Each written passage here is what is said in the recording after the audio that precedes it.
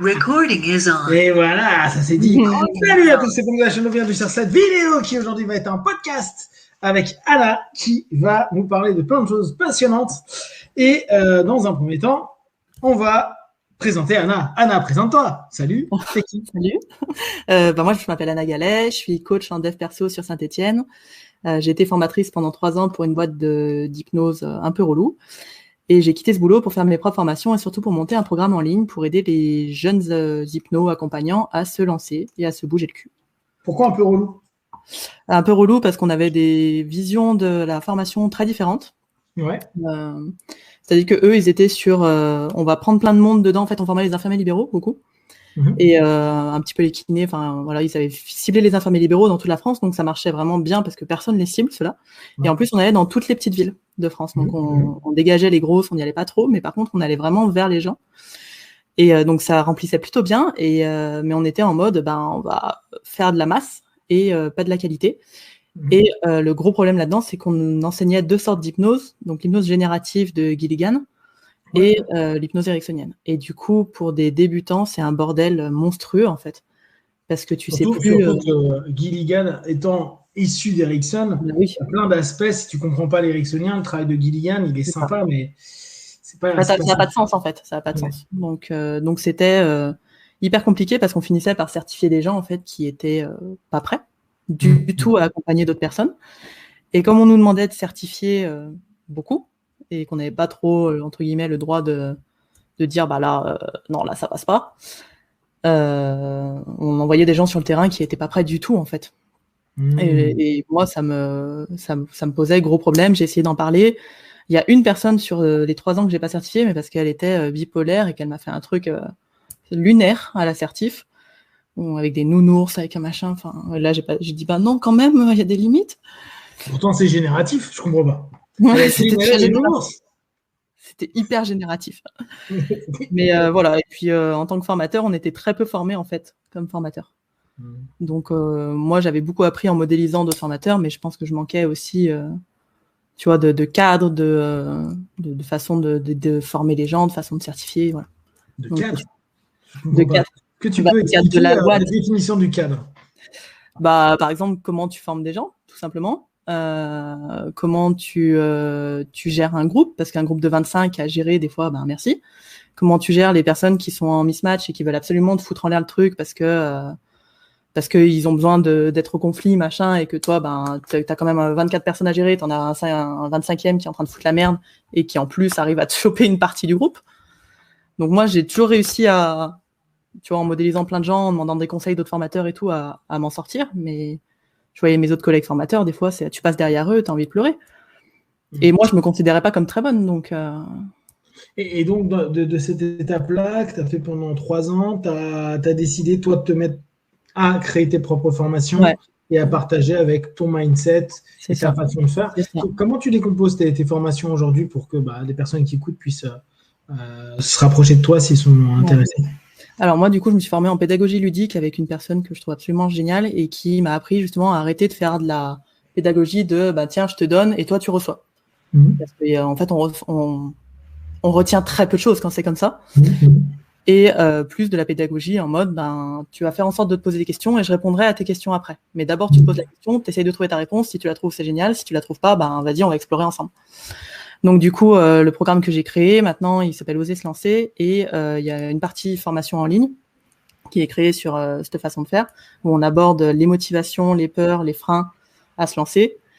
Et après, on va aborder les trucs qu'on n'aborde pas trop en formation et qui, je trouve, manquent. Donc tout ce qui parle de transfert, contre-transfert avec un client, comment on gère les clients difficiles, entre guillemets, les je sais pas, les machins, les trucs. Comment on gère des clients qui essayent de nous draguer, par exemple, quand on est une nana, des trucs comme ça. Comment, en fait, on va faire vraiment sur le terrain. D'accord. La notion, justement, du cadre, parce que là tu es en train de poser des notions de posture. Effectivement, qu'est-ce que tu penses du fait qu'en hypnose, la plupart du temps, les personnes nous vendent depuis des décennies qu'il n'y a pas de transfert ou de contre-transfert, et donc c'est quelque chose qui est peu étudié ou pas étudié, parce que, de facto, ça a été, notamment par les travaux de Chertok à l'époque, mis de côté, en disant, non, mais apparemment, en hypnose, il n'y en a pas. Et puis, la nouvelle hypnose a pas mal développé cette idée-là.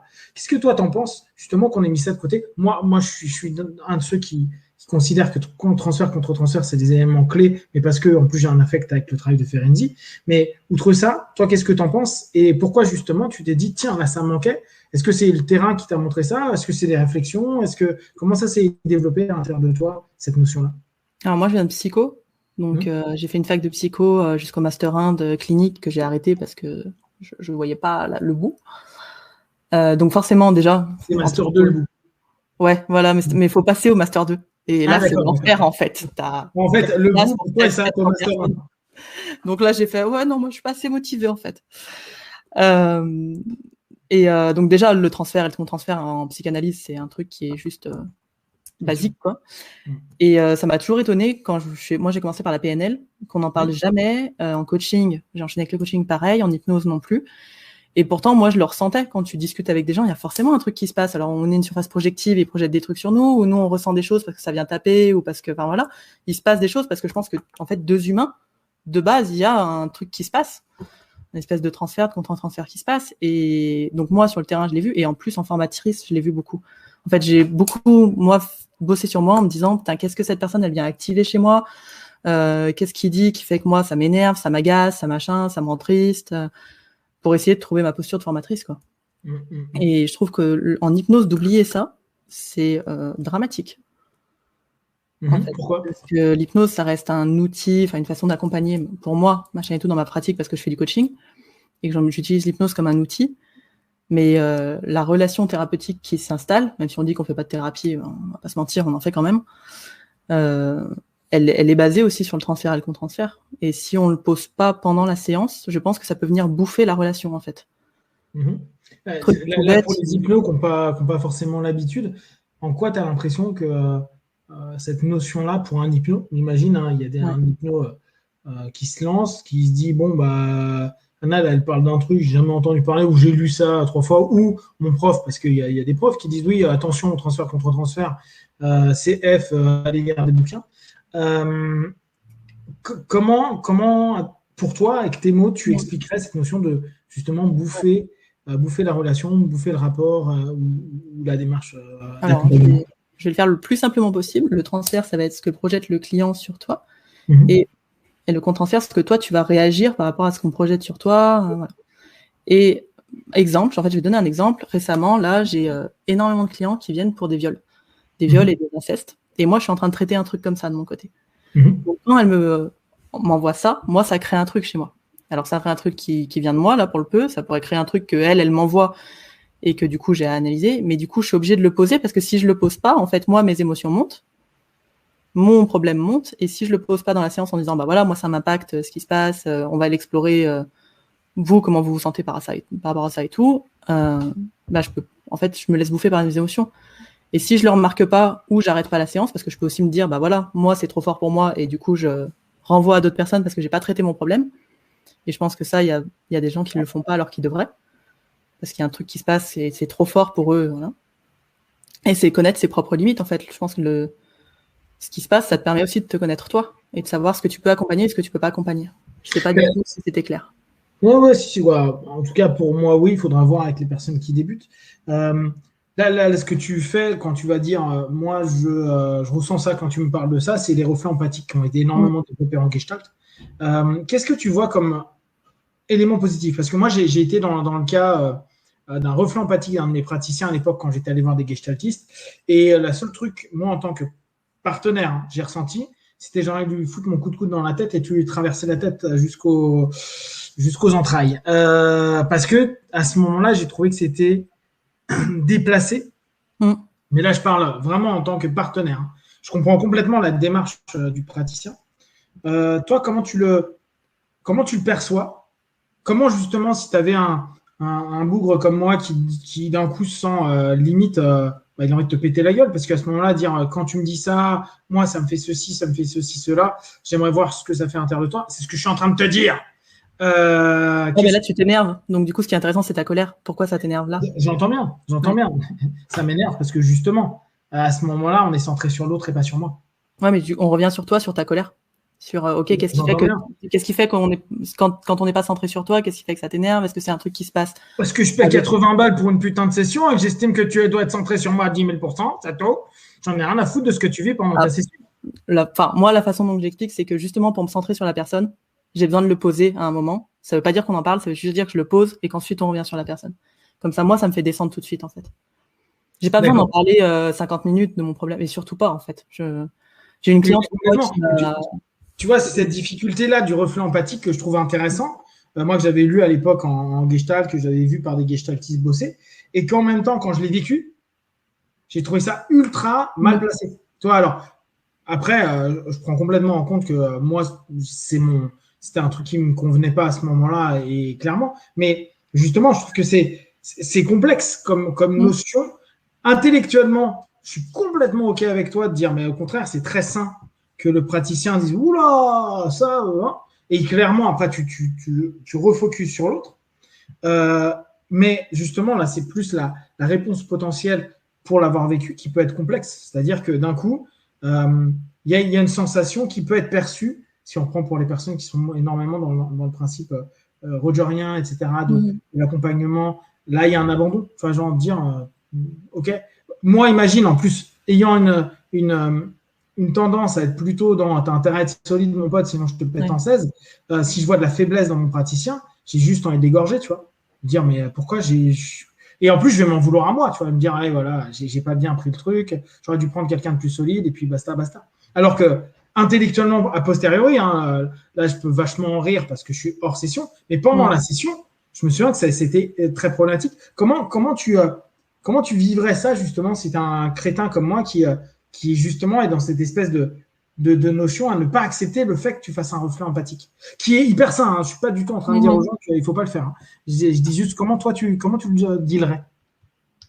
Je prends le temps de réfléchir. Parce que moi, les trucs que j'ai eu en retour, le seul qui était perturbant, c'était quelqu'un qui m'a dit « mais vous voulez en parler ?» Ah, intéressant. Donc, qui a inversé, tu vois les trucs. J'ai fait « non. Rien à voir. » Et du coup, c'était hyper intéressant parce que son problème, de toute façon, c'était ça. C'était de se mettre en posture de sauveur de tout le monde et d'aider tout le monde. Elle était prête à aider sa thérapeute. Je fais rien à voir. C'est juste pour pouvoir mieux vous accompagner que je le pose et puis ensuite on repart sur vous. Mais du coup, je récupère ça et je dis ok, ça c'est un truc que vous faites dans votre vie et pourquoi vous le faites. Enfin, tu vois, on parle là-dessus, sur ce pattern-là. Sur le fait donc potentiellement, toi, de partir sur le pattern de la colère. Oui, mais vu que c'était le thème sur lequel j'étais venu à la base, c'est genre. Franchement, là, non, voilà quoi. Je pense que je t'aurais dit d'exprimer la colère jusqu'au bout, en fait. De lâcher ce que tu avais. Ouais, j'aurais pris peut-être un bon petit coup dans le. Voilà. Dans le coussin, bien sûr. Dans le coussin, bah ouais, c'est Gelchat. Hein. Ok. Et justement, je trouve que c'est ça qui est hyper intéressant dans tous nos travaux, dans nos recherches et autres. C'est aussi pour ça que je pense qu'il faut qu'on soit suivi et qu'on n'hésite pas à aller voir des praticiens, être suivi. Là, en ce moment, je suis plus sur de la TCC que j'aime beaucoup. Mais c'est de se dire, tiens, et moi, quand je suis praticien, je pense ça, il y a des théories, des logiques, des choses que je fais vivre à des partenaires. Et quand je suis partenaire, c'est d'autant plus intéressant de se dire, ah tiens, je le vis comme ça. Ah cool. Donc, ça me fait me remettre en question dans ma posture de praticien et sur la manière d'aborder. Et ça m'ouvre plein d'options à me dire, ah, mais ouais, mais il peut le vivre comme ça aussi. Et tiens, je vais pouvoir l'exploiter le mieux possible. Mais les personnes, et là, on revient sur un thème qui est assez souvent mis en avant, en tout cas, quand on parle entre nous dans les différents échanges, c'est le manque de suivi, d'accompagnement des thérapeutes dans leurs problématiques. C'est-à-dire que énormément de thérapeutes débutent, et là, on va reprendre ton thème actuel, qui est de proposer et d'accompagner des personnes qui se lancent, qui osent se lancer. Comment tu abordes cette dynamique de suivi de l'accompagnant, donc du thérapeute, dans cette démarche première pour son lancement? Est-ce que tu mets en emphase cette notion d'être encore suivi ou d'être suivi pendant toute sa phase d'accompagnement? Comment tu mets ça en avant? Comment tu abordes ça? Dans l'accompagnement, il y a la partie formation et il y a la partie suivi. Donc, il se décompose en 3 trucs. Donc, un suivi, en fait, une fois par mois, il y a des supervision, on va dire, de groupe. Ouais. Donc là, plus pour développer la créativité face à qu'est-ce qu'on peut faire avec un client qui dit des je sais pas, face à un client qui vient pas, machin. Et il y a un suivi. Ouais, tu peux me dire supervision, comment tu le définis? Parce que pour moi, là, j'aime pas trop ce terme, je sais pas trop comment dire autrement encore. Mais là, ça va être quelqu'un qui va venir parler d'un cas et qui dit bon bah voilà, j'ai un enfant là le dernier, tu vois, j'ai un enfant de 6 ans, je soupçonne qu'il y ait des violences du côté du père. Qu'est-ce que je peux faire? Est-ce que j'ai quelque chose à faire? Est-ce que j'ai rien à faire? Voilà, des choses comme ça. D'accord. À côté de ça, il y a de la vraie entre guillemets supervision où je leur demande d'envoyer une vidéo. Moi, c'est ce que j'avais fait en coaching. J'envoyais des vidéos en fait à mes formateurs pour qu'ils me fassent un retour oral sur la vidéo. C'est ce que tu faisais aussi dans les compagnons où t'envoies une vidéo d'un machin et t'as un retour dessus. Donc ça, je leur demande une fois par mois une vidéo et une fois par mois de venir assister aux supervisions de groupe. Si ça leur va pas, déjà, ils n'ont pas le choix s'ils intègrent le programme, mais après, il y a plein d'autres supervisions et je pense que c'est juste essentiel et on n'appuie pas du tout assez dessus. Mais comme on n'appuie pas assez dessus en psycho, on va te lâcher comme ça en Master 2 en te disant, allez, les couilles, vas-y, tranquille, quoi. Déjà, on ne te demande pas de faire une psychothérapie. Alors, visiblement, c'est en train de changer. Mais en tout cas, à Lyon 2, moi, c'était il y a 10 ans. Lyon 2, t'étais. Ouais, je canalise à fond. C'était il y a 10 ans, on aurait au moins pu me demander de faire une analyse, à la limite, si vraiment ils voulaient suivre leur mouvement, tu vois, d'aller jusqu'au bout du truc et de dire, allez, maintenant, tu vas faire une analyse. Parce que, franchement, moi, je suis arrivée, j'étais pas bien. Hein. Je dirais pas que je suis très, très bien maintenant dans ma tête, mais beaucoup mieux. Mais j'étais complètement déchenillée. Ah, mais je suis très cadrée, comme ça. Pas du tout. Mais non, j'étais complètement allumée. Moi, je me mutilais. Je tapais des crises de colère complètement dingues et j'allais en psycho plus pour me comprendre et savoir ce qui déconnait chez moi que pour aider l'autre, quoi. C'est d'ailleurs super intéressant, ce rapport motivationnel à pourquoi on fait notre profession et pourquoi les gens font notre profession. C'est un élément qui, justement, dans les formations, parfois manque parce qu'on n'a pas le temps, mais de dire aux gens, OK, ça serait bien de savoir pourquoi tu es là. Ouais. Moi, c'est la première étape du programme. C'est bien sûr. Pourquoi, qu'est-ce que tu fais là et c'est pas grave si t'es là pour juste toi aller mieux ou te comprendre ou machin, mais il faut le savoir en fait. Exactement. Et le problème, c'est qu'en psycho, on t'oriente vers différents cheminements. Et d'ailleurs, tu es quand même super jeune quand tu commences. Et le 3/4, moi, je me souviens, c'était pour justement apprendre à se connaître, à se comprendre ou à comprendre un parent ou un proche qui a eu un problème et de se dire je vis avec à longueur de temps, ce qui est un petit peu complexe. Et je suis pas plus là pour aider ultérieurement des gens que comprendre la systémie ou la problématique de X ou Y. Donc, c'est quelque chose de complexe. Pour revenir sur la notion de formation, donc, OK, supervision, est-ce que tu... de formation, de travail perso. Supervision, est-ce que tu demandes à tes apprenants ou aux personnes qui se lancent de continuer une thérapie par elles-mêmes hors supervision? Quand je dis hors supervision, c'est-à-dire réellement une thérapie, quoi, qu'importe le système. Alors moi, du coup, je leur propose un coaching dedans pour lever les freins qu'il pourrait y avoir, mais c'est pas la thérapie. C'est vraiment le petit truc en plus qui peut faire que pendant la formation, les exercices t'ont pas tellement aidé, donc voilà.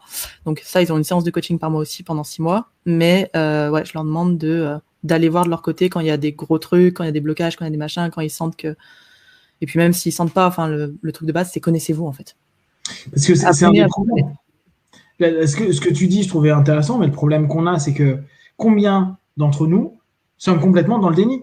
Toi, à se dire, tout est OK. Voilà, ça va.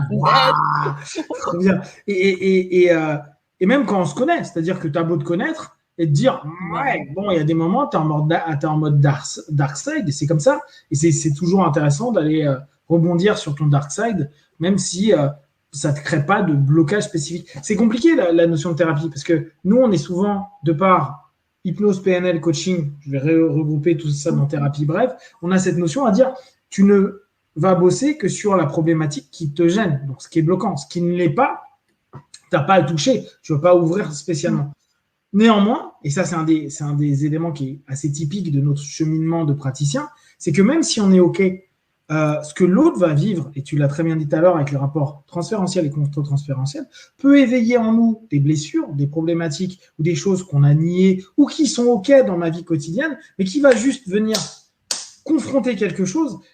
Et là, ce qu'on aurait pu suivre au sein d'une thérapie, non pas en crise, mais vraiment dans quelque chose de global, à se dire là-dessus, j'ai une faiblesse, clairement. Toi, moi, par exemple, les petits-enfants ne m'intéressent pas du tout. Donc, c'est sûr que lié à plein d'éléments de ma vie et plein de perceptions que j'ai par rapport à la petite enfance.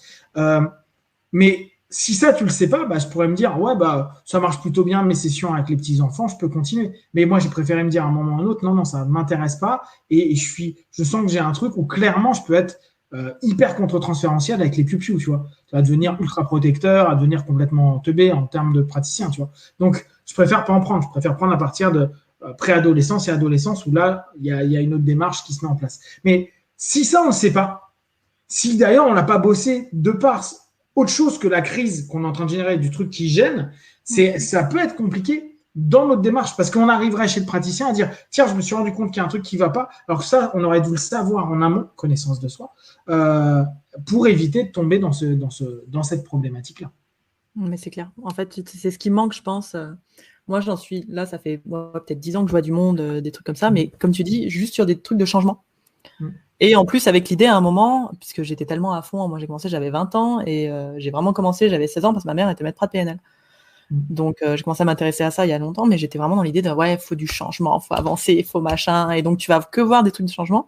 Et là, depuis que je traite d'autres trucs, je suis en train de me dire, ouais, mais en fait, non, peut-être qu'un truc sur très long terme, mais même une psychanalyse où j'étais en rejet énorme de la psychanalyse parce que je sortais d'une fac psychanalytique qui m'avait saoulée au plus haut point. Bah, en fait, je trouve ça super intéressant. Parce que justement, ça te permet de voir venir les trucs et de te comprendre mieux. Même, il y aura toujours des zones d'ombre, en fait. Bien sûr. Et ça, c'est pas grave. Mais au moins, tu fais un effort là-dedans, quoi, plutôt que d'y aller en mode hey, ça y est, j'ai fait 20 jours d'hypnose, je suis chaud. J'ai rien d'effet de mon problème, mais j'y vais, quoi. Ça, je trouve que c'est un point intéressant parce que je pense qu'à peu près comme toute personne qui a commencé par NLP, PNL, hypnose, thérapie brève, de façon générale, on nous a tellement suggéré que l'analyse et le pourquoi ne sert à rien. Là, juste avant, j'étais avec quelqu'un et on parlait de sexothérapie, elle est en train de se former en sexothérapie, et à un moment, elle me dit, non, mais moi, ma formation de sexo, elle est basée sur pas trop faire parler la personne, ça sert à rien, donc le pourquoi, on s'en tape, et plutôt sur des outils qui permettent d'aller mieux. Donc, dans l'idée, on est exactement dans la thérapie brève. Et je lui dis, ouais, mais tu verras, à mon avis, avec les années, tu vas te dire le pourquoi il est quand même très, très, très, très bien. Le fait de mentaliser et de comprendre les choses, combien de nos partenaires qui vont mieux en hypnose, en PNL, même dans des trucs plus ésotériques comme de l'énergétique, à un moment reviennent ou peuvent revenir ou reviennent sur un autre problème et te diront indirectement, mais pourquoi en fait ça? J'aimerais comprendre pourquoi. Parce que la compréhension, même s'il y a eu des techniques et un système qui fait qu'ils vont mieux, il y a un truc qui dit, ouais, mais pourquoi j'ai créé ce schéma-là? Qu'est-ce qui a fait? Est-ce que c'est contextuel? Est-ce que c'est personnel? Est-ce que c'est comportemental? D'où est-ce que ça vient? Et beaucoup de personnes qui, après une certaine démarche en thérapie brève, se posent, arrivent à dire assez facilement, en fait, l'analyse, même si on n'est pas d'accord avec la manière de faire psychanalytique actuelle, ancienne, entre guillemets, parce qu'on n'a pas tellement évolué, mais cette notion du pourquoi reprend tout son sens. Et il y a plein de gens qui disent, pourquoi pas sur des années? Parce qu'au bout du compte, il y a eu suffisamment de mouvements internes sur du comment qui nous prouvent qu'on n'est quand même pas OK. C'est pas une solution où on est réellement OK. Et qu'il y a un truc plus profond qui est là, qui sera peut-être jamais complètement OK, mais avec lequel on ne veut plus que ce soit non OK. Tu vois, il y a une espèce de mix qui est intéressant. Ouais, et puis je pense qu'on a besoin de faire des liens, en fait. Il n'y a pas que les émotions. Moi, j'adore les traiter, hein, j'adore ça, mais il y a un moment, il y a aussi du mental, quoi. Il y a aussi le mental qui a besoin d'y mettre un sens, d'y mettre du lien, de dire, voilà, ça vient de là. Alors, peut-être qu'il sera faux, le lien. On s'en fout, parce qu'au moins, on commence à mettre une piste d'un truc qui donne un sens à ce qui s'est passé. Et des fois, je vois avec les trucs d'hypnose où déjà le changement il doit se faire d'une façon tellement rapide, on ne prend pas du tout en compte le timing du changement de la personne, et on peut être brutal, je pense, parfois, à vouloir que ça change trop vite et trop violent. On aime bien être brutal, oui, certes. Mais je pense qu'il y a des brutalités qui sont trop, tu vois, qui sont dangereuses. Moi, j'aime bien rentrer dedans. En même temps, c'est pas pour rien que j'ai suivi des séances avec toi. C'est que j'aime bien aussi comprendre dedans, j'aime bien rentrer dedans, machin. Mais il y a des problèmes de timing, des fois, où tu essayes d'enlever des couches d'oignons hyper vite, mais l'autre est juste pas prêt, en fait. Et de toute façon, il l'entendra pas. Et s'il l'entend, ça peut être d'une violence sur l'identité ou sur la structure de la personne qui est horrible. Et ça, rien que ça, qu'est-ce que le changement, même si c'est hyper dur à expliquer, et les timings de changement, les étapes de changement, on l'apprend même pas. Mais parce que je pense que ça, c'est pas, c'est ce qu'on a mis dans le mot écologie. Genre, ouais, l'écologie. Oui. Ça veut rien dire, écolo. Quoi. On se rend compte de l'impact du mot écologie quand, au fur et à mesure, on a vu les gens se déstructurer quand c'était pas les bons temps. Tu sais, il y a des moments, les gens disent, ouais, mais je veux aller là. Et tu dis, je pense pas. Ouais, mais si, je sais. Alors, logiquement, tu es praticien, tu suis la demande du partenaire.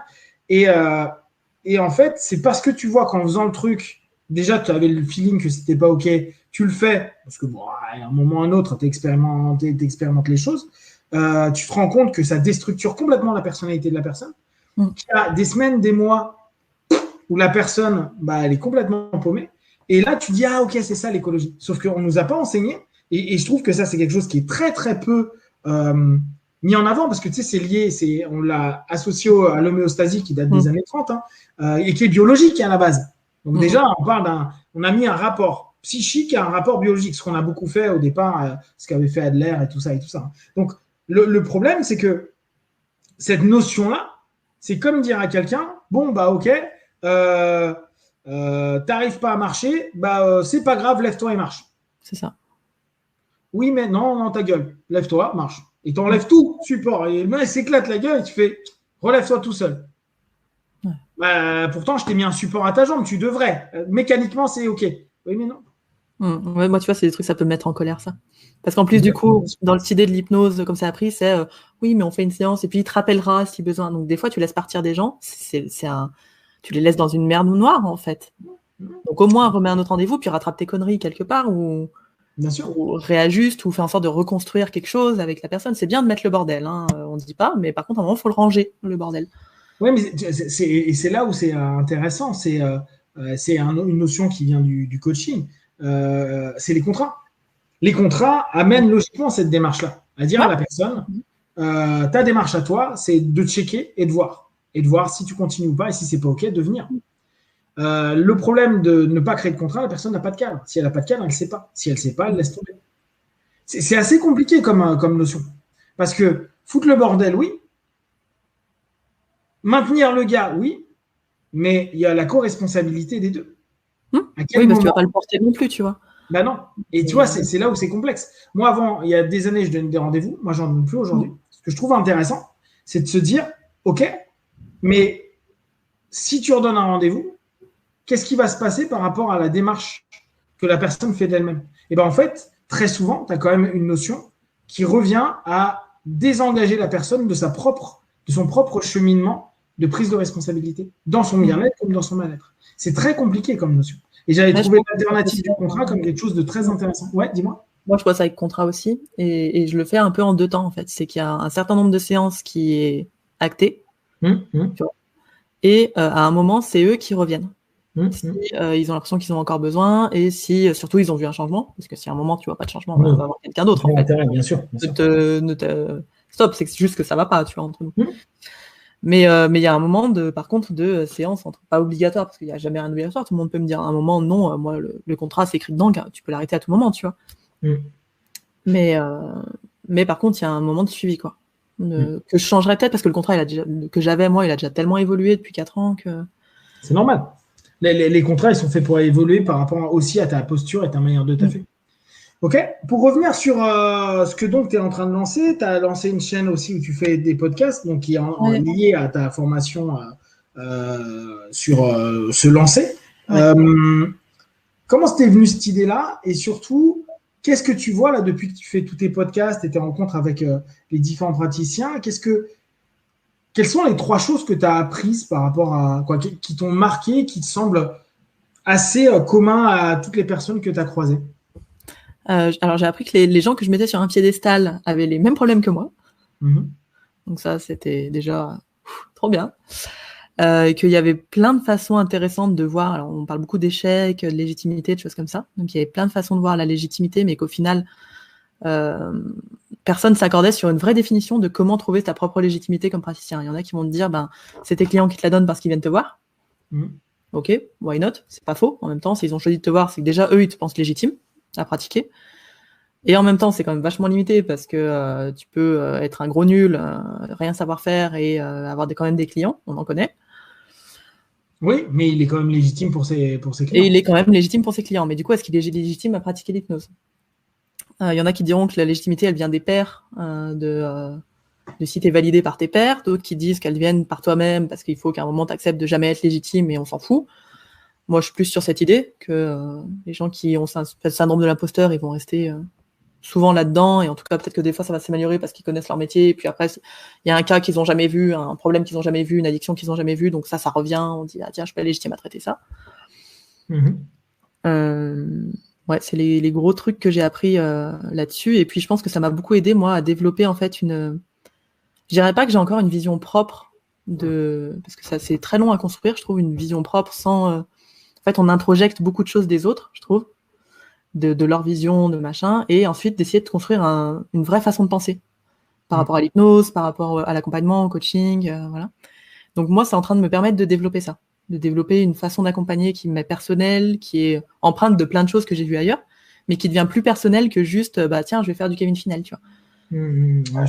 Ce qui est normal au début, je pense, parce qu'on modélise et que on fait perroquet et que ça nous aide à avancer et à apprendre plein de trucs. Mais il y a un moment, ça va faire 11 ans que je commence à me former, enfin que je suis là-dedans et il est temps, je pense, que je trouve un petit peu ma façon de faire plutôt que la façon de faire des autres.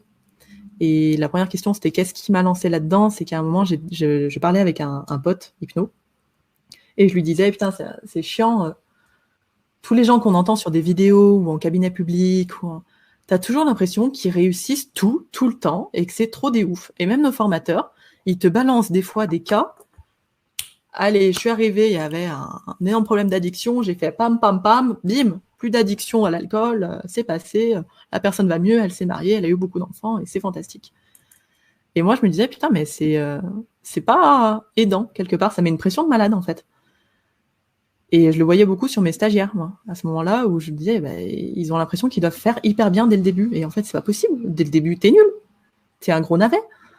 Donc, je me suis dit, je vais aller interroger des gens qui me paraissent intéressants et leur demander leurs gros échecs. C'était le truc de vraiment de base, c'était que je voulais connaître les échecs des gens qu'on met sur des piédestals, que je mettais, moi, sur des piédestals, j'en sais rien. Et voilà. Et donc, j'ai commencé par toi et par Jean-Pierre Chaudot. Et j'ai enchaîné après, tu vois, par Finel, par d'autres personnes et tout, pour savoir un peu comment eux, ils voyaient leur légitimité, comment ils voyaient les échecs et quels étaient leurs échecs pour que tout le monde reprenne un peu le « hey oh, c'est bon ». Oui, en formation, on raconte nos grandes réussites, nos gros trucs, on se la pète, machin et tout, c'est très bien, mais en fait, la plupart du temps, il y a quand même beaucoup de viandage. Donc, le truc qui est intéressant là-dessus, c'est que les gens n'entendent pas quand tu dis que tu as fait de la merde. Ils ne veulent pas l'entendre. Non, c'est fou. En fait, ils ont payé quelque chose et ils se disent le mec que j'ai là, il est bon. Tu vois, c'est comme dans le sport. Tu dis non, mais ce gars-là, il a formé des trucs où c'est un ancien champion. Ils ne veulent pas entendre non, mais là, je viens de me faire péter la gueule ce week-end, j'étais nul. Ils vont trouver des excuses. C'est-à-dire qu'on revient sur le rapport projectif. La problématique qu'il y a, c'est que des gens choisissent des écoles ou choisissent des personnes parce que justement, ils les ont idéalisés pour X ou Y raison ou simplement biais de. C'est pas un biais, mais c'est. Tu es dans de la congruence avec toi-même, tu as payé pour, donc tu te dis que la personne, elle est bonne dans ce qu'elle fait. Et si tu dis aux gens, non, mais attends, moi, je fais de la merde comme tout le monde tous les jours, je t'assure, les gens t'entendent pas. Ouais, moi, je pense que c'est une espèce de dissonance cognitive, en fait. Exactement. Genre, ça va, non.